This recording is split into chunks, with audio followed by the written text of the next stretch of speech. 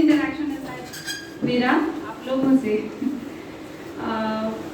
आज हम लोग तो जिस टॉपिक के बारे में बात कर रहे हैं कैंसर, आप लोग आई थिंक वो लोग से बहुत ज़्यादा जाना पहचाना वर्ड है और आप लोग इंटरेक्ट करते ही होंगे पेशेंट के थ्रू, क्योंकि प्राइमरी जो ट्रीटमेंट है आप ही लोग के थ्रू होते हुए हम लोग के पास हाईएस्ट स्टेप पे आता है। तो कैंसर है क्या?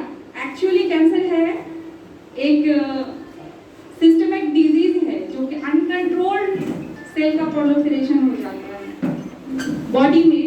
जैसे होता है ना, हर सिस्टम एक नॉर्मल एक रेट से जिसको प्रोलिफरेट करना चाहिए, मतलब बढ़ना चाहिए, लेकिन वो उसमें क्या होता है, सिस्टम अनकंट्रोल्ड हो जाता है। तो हर सिस्टम का, मतलब कैंसर का अब हर सिस्टम का मिल सकता है। आप ऊपर से स्टार्ट करें, सबसे पहले तो अपना ब्रेन देखिए, सिस्टम का हो सकता है, उसके बाद नीचे आइए रेस्पिरेटरी सिस्टम का हो सकता है, फिर कार्डियोवैस्कुलर सिस्टम का हो सकता है, फिर नीचे जाए तो रेनल सिस्टम का हो सकता है। ठीक है, तो अप्रॉक्स हमको लगता है कि 100 टाइप्स ऑफ कैंसर आपको मिलेगा देखने के लिए, लेकिन सबका जो है ना साइन और सिम्टम्स अलग अलग तरह का होता है। अब रेस्पिरेटरी कोई कैंसर हुआ तो सबसे पहले हम लोग क्या प्राइमरी जो साइन देखेंगे, या तो कफ करेगा, लॉन्ग टर्म में खांसी है, ब्लीडिंग हो रहा है कफ के दौरान, तो आइडियली हम लोग फिर डिफरेंशियल डायग्नोसिस करते हैं। या तो होता है ना नॉर्मल बिनाइन डिजीज भी हो सकता है या फिर कैंसरस भी हो सकता है। तो बिनाइन डिजीज में जैसे ट्यूबरकुलोसिस हो गया, ये भी हो सकता है। ब्लीडिंग का मतलब ये नहीं है कि तुरंत कैंसर ही हो गया, उसको हम लोग डिफरेंशियल डायग्नोसिस करते हैं, लेकिन उसको जहन में जरूर रखते हैं कि हाँ ये भी हो सकता है।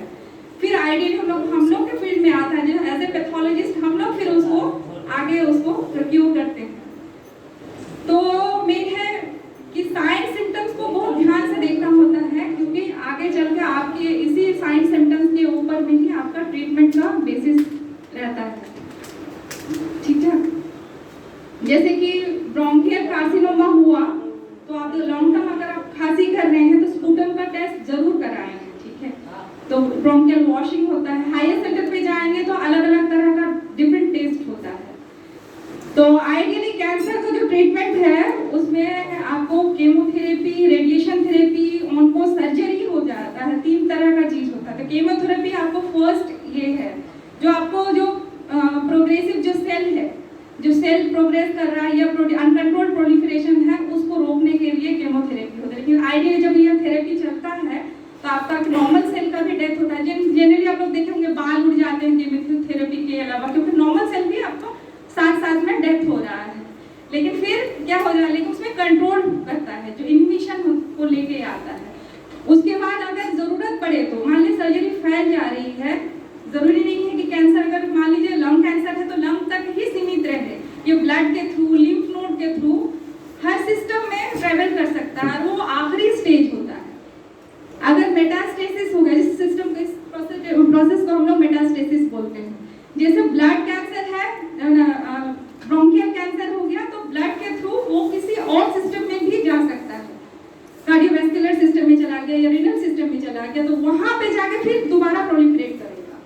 तो हम लोग उसको कंट्रोल करने के लिए आइडियली अगर इनिशियली अगर उसका मतलब डायग्नोसिस हो जाए और उसका केमोथेरेपी चले तो उसको हम कंट्रोल कर सकते हैं। और उसका जो सर्वाइवल रेट है, जैसे 5 साल जो जिएगा आदमी, उसको लॉन्ग कर सकते हैं। आइडियली तो उसका तो परमानेंट कोई ट्रीटमेंट नहीं है, लेकिन जैसे जो बच्चा 5 साल या जो भी इंडिविजुअल 5 साल जिए तो वहाँ 15 साल या 20 साल तक उसको खींच सकते हैं उसको। तो इसीलिए तो प्राइमरी, क्योंकि सबसे पहले आप लोग पेशेंट से इंटरेक्ट करते हैं, हम लोग जो प्राइमरी हेल्थ सेंटर के लोग जो है सबसे पहले हम लोग इंटरेक्ट करते हैं, तो हम लोग को पहले बहुत ध्यान से देखना होता है साइन सिम्टम्स।